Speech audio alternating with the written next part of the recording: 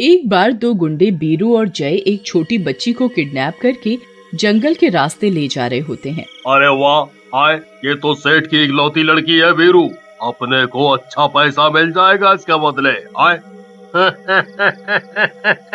सही कहा था भाई, बहुत दिनों बाद इतना तगड़ा माल हाथ लगा है। लेकिन तभी एक बच्ची चुड़ैल उनके सामने आ जाती है। हाय राम, बचाओ बचाओ। मेरे रहते बच्चों को तुम छू भी नहीं सकते। अरे अरे मर गया रे, बचाओ बचाओ। ऐसा कहकर चुड़ैल उन दोनों को मार मार कर बांध देती है।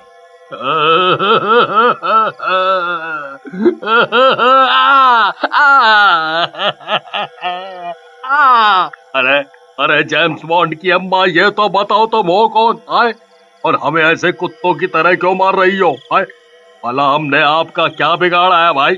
कौन हो तुम? आए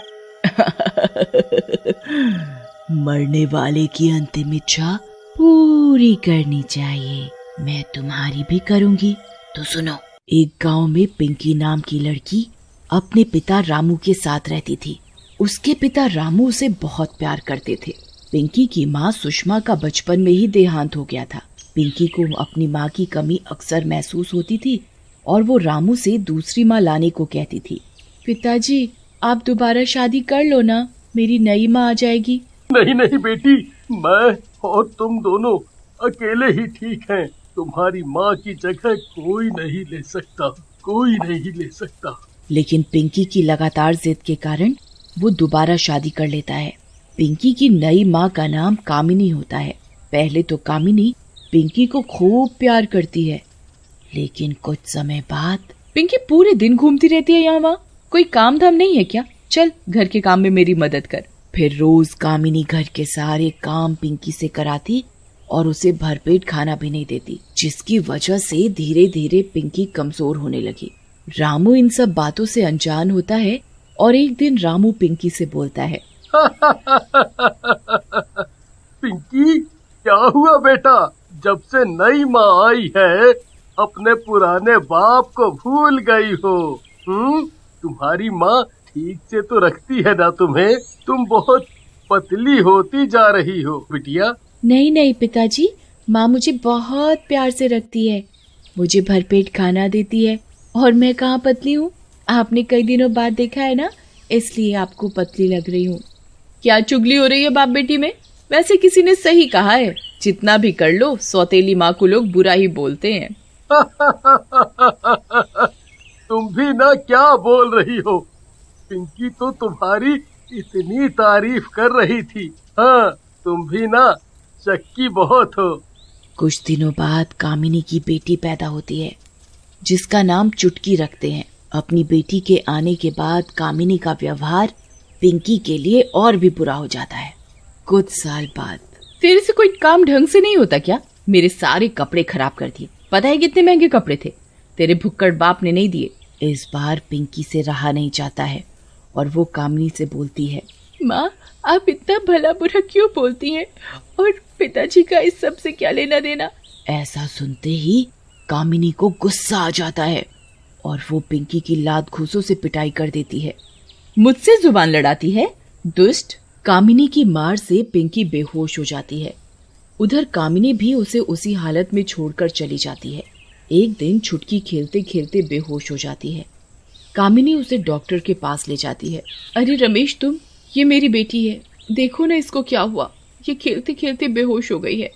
डॉक्टर रमेश छुटकी को चेक करता है और बोलता है, मुझे लगता है इसकी दोनों किडनी खराब हो गई हैं और जल्दी ही इसकी किडनी नहीं बदली गई तो ये मर जाएगी। तुम जाओ और किडनी डोनर का बंदोबस्त करो।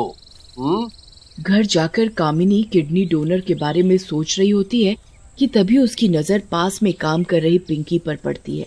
अरे वाह, है तो सही मेरे पास डोनर, क्यों ना इसी की किडनी ले लूं? वैसे भी कौन रोकेगा मुझे? इसका बाप तो मेरी मुट्ठी में है और इसे तो मैं अपने झांसे में ले ही लूंगी। कामिनी रात में रामू और पिंकी को डॉक्टर की सारी बात बोलती है। बात तो ठीक है कामिनी, लेकिन हम डोनर कहाँ से लाएंगे? तभी पिंकी बोलती है, माँ मैं चुटकी को अपनी एक किडनी दे दूंगी, आप चिंता न करो, मेरी छोटी बहन है वो। पिंकी तुम चुप रहो, तुम कहाँ से किडनी दोगी? हाँ? पिंकी तुम किडनी मत दो, चुटकी मरती है तो मरे, कोई बात नहीं। लेकिन पिंकी रामू की बात नहीं मानती और किडनी देने के लिए तैयार हो जाती है। और ऑपरेशन वाले दिन कामिनी डॉक्टर से कहती है, रमेश ये लड़की जिंदा नहीं बचनी चाहिए, तुम इसकी दोनों किडनियां निकाल कर मार दो। मेरे रास्ते का कांटा निकल जाएगा। ठीक है कामिनी डार्लिंग, जैसा तुम बोलोगी वैसा ही होगा। तुम्हारे लिए तो जान भी हाजिर है।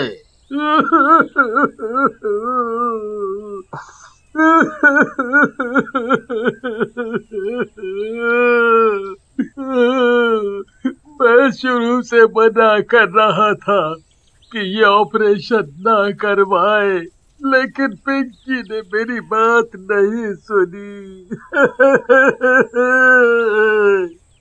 भला हम दोनों अब क्या कर सकते हैं, जो भगवान ने इसकी किस्मत में लिखा था। मैं तो इसकी माँ हूँ, भला मैं कोई उसका बुरा चाहूंगी। ऐसा कहकर वो दोनों पिंकी का अंतिम संस्कार कर देते हैं। कुछ दिन बाद जब रामू काम पर गया होता है, तभी डॉक्टर रमेश कामिनी के घर आता है। कामिनी, तुम्हारा नाम कामिनी नहीं बल्कि कुछ और होना चाहिए। तुम तो चालाकी में सबकी माँ हो माँ।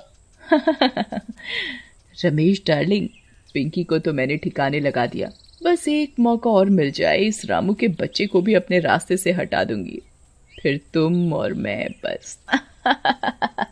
तभी रामू वहां आ जाता है। मैंने सब सुन लिया है दुष्ट औरत, तुझे जरा सी भी दया नहीं आई उस बच्ची पर। मेरी बेटी की जान ले ली तुमने, मैं तुम दोनों की जान ले लूंगा। लेकिन जैसे ही रामू उन दोनों की तरफ बढ़ता है, डॉक्टर रामू को पकड़ लेता है और फिर दोनों उसे एक कुर्सी से बांध देते हैं।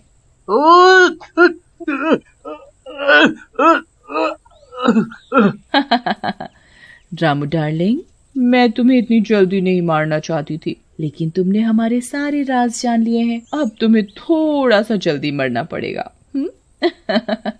तभी डॉक्टर एक चाकू लेकर रामू पर वार करने जा रहा होता है कि तभी वहां धुआं धुआं हो जाता है और धुएं के हटते ही वहां पर एक चुड़ैल खड़ी होती है।